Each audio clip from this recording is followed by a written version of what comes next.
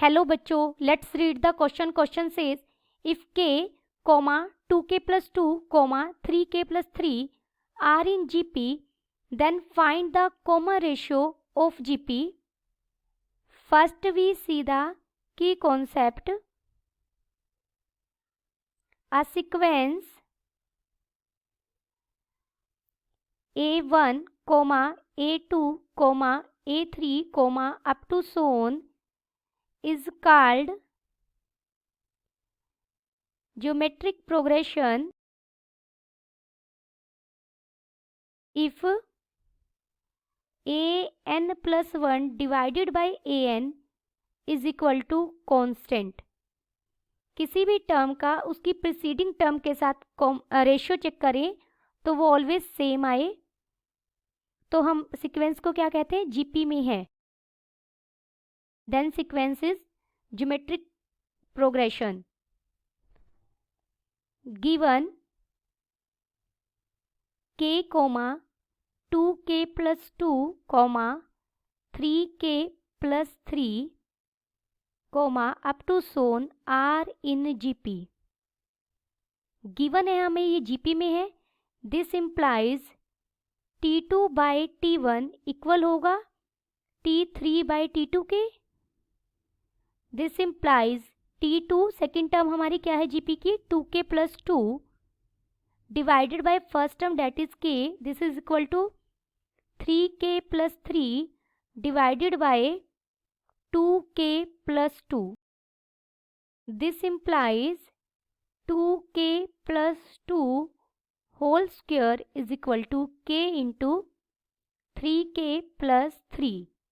This implies 4k square plus 4 plus 8k is equal to 3k square plus 3k.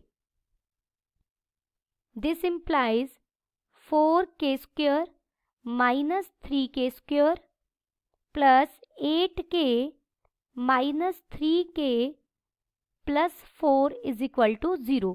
हम right hand side से term सारी left hand side में ले गए. अब हम इसे सॉल्व करेंगे. यहाँ से हमें मिला k square plus 5k plus 4 is equal to 0. This implies k square plus 5k को हम लिख सकते हैं 4k plus 4k plus 4 is equal to 0. This implies k plus 4 into k plus 1 is equal to 0.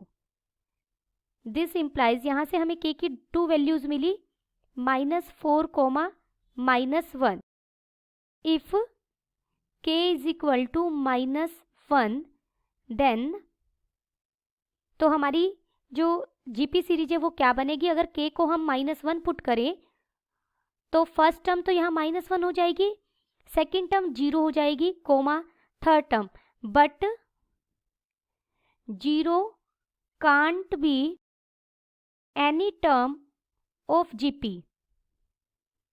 0 GP की term नहीं हो सकती क्योंकि 0 अगर टर्म होगी तो आप सारी नेक्स्ट मल्टीप्लिकेशन में क्या बन जाएंगी, 0 बन जाएंगी.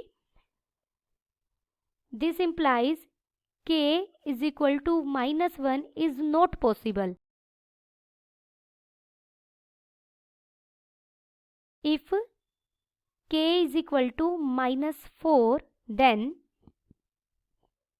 तो हमें जीपी क्या मिलेगी, -4, -6, -9, अप टू so on.